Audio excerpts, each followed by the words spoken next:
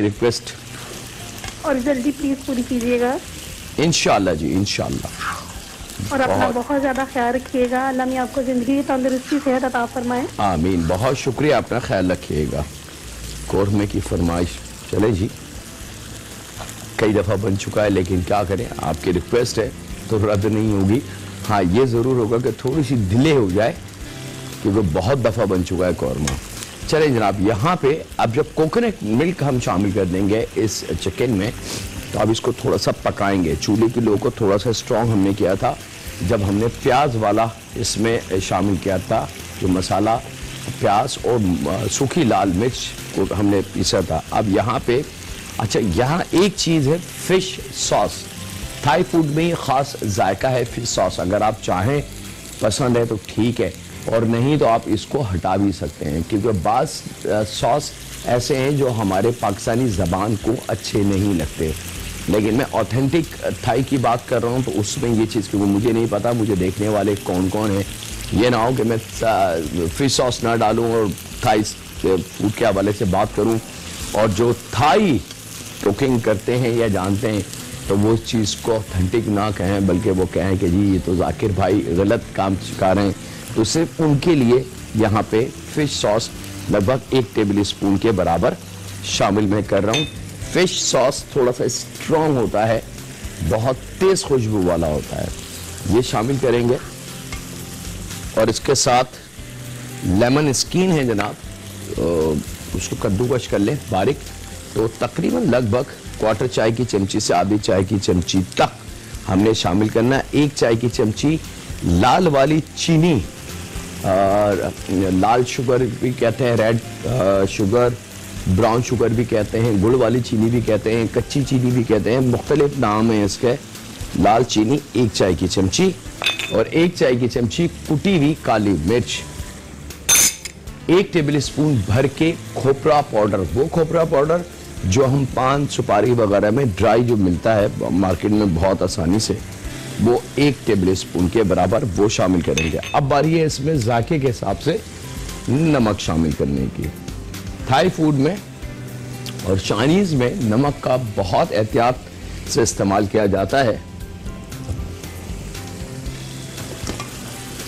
और अब इन तमाम चीज़ों को बहुत अच्छी तरीके से हमने मिक्स करके पका लेना है। चूल्हे की लो याद रखिएगा, कम ज़्यादा कम ज़्यादा कम ज़्यादा होती रहती है कुकिंग के अंदर। एक ही हीट के ऊपर खाना कभी भी नहीं बनता। मैं ज़रा जोश को देख लूँ कि कितना जोश आ चुका है इसमें।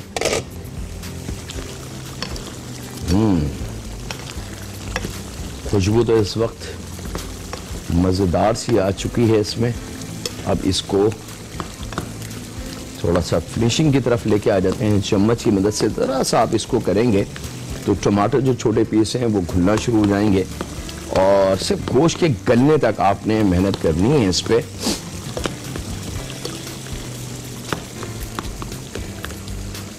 चलें आप यहाँ इसके साथ ही वक्त ब्रेक का भी है। आप ये कंप्लीट है जनाब। मैं इसकी थोड़ी सी भुनाई ज़रूर करूँगा अभी ब्रेक में, क्योंकि ब्रेक से वापसी भी हमारे पास टाइम बिल्कुल नहीं होगा। तो मैं इसकी कंटिन्यू भुनाई कर रहा हूँ और आपसे इजाज़त दे रहा हूँ छोटे से ब्रेक की। तो कहीं नहीं जा रहा है, मुलाकात करते हैं लम्हों के ब्रेक के बाद।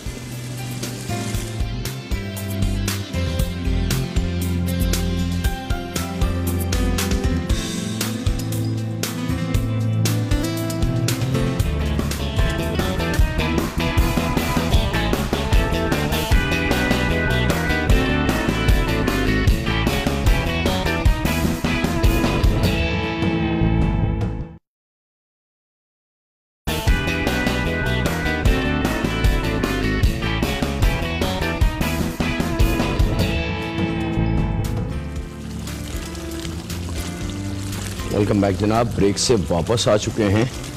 यहाँ पे इसकी भुनाई हमने करनी है, याद रखिएगा। और अगर कोई टमाटर का बड़ा पीस आपको नज़र आ जाए तो चम्मच की मदद से इस तरीके से ज़रा सा उसको प्रेस करेंगे तो वो एकदम मैश हो जाएगा और मिल जाएगा ग्रेवी के साथ। और याद रखिएगा ये फैमिली है कढ़ाई की। चले जनाब, गोश्त गल गया, भुनाई हो गई, कंप्लीट है। बिल्कुल आखिर में अब जैसी ऑयल जो हमने शुरू में शामिल किया था वो जब नजर आने लगे तो ये साइन है कि हाँ जी हमारा मटन जोश बिल्कुल रेडी है।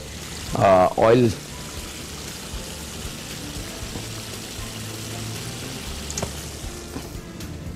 बिस्मिल्लाहिर्रहमानिर्रहीम।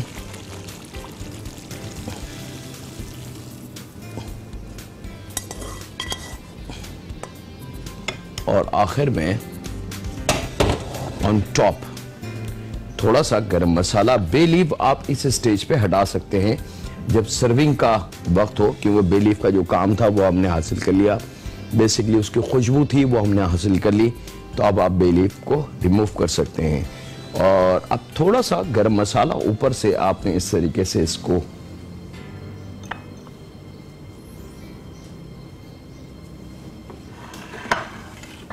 छिड़कना है और मेहमानों के सामने रख देना है। और यहाँ पे हमारी Thai chicken complete ready perfectly.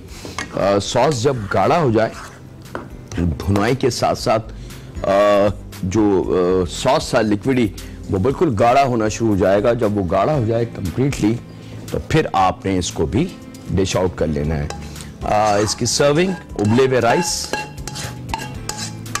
या किसी भी किस्म की ब्रेड, जिसमें डिनर रोल भी आ सकते हैं, ब्रेड स्लाइस भी आ सकती है, बंद भी आ सकते हैं, क्योंकि कोरियन थाई फूड और इंडोनेशियन फूड ज़्यादातर रोटी का कॉन्सेप्ट नहीं होता, या तो राइस होते हैं और या फिर बंद ब्रेड के कॉम्बिनेशन को इस्तेमाल किया जाता है।